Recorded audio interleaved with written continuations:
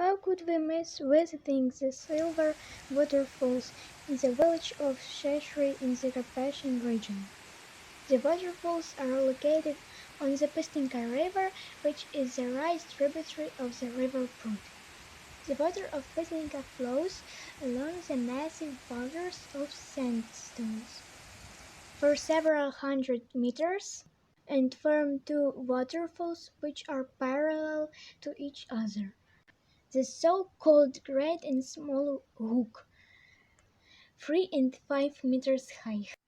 The name of this natural monument comes from loud noise and glare of sunlight, which gives a bright silver coloring to water. Below each cliff, the reservoir forms quite deep and large depths, the so-called basins, where you can dive and swim. Due to this, the banks of the Silver Falls are a popular place for the tourist. Unfortunately, we couldn't swim because of heavy rain and thunderstorm.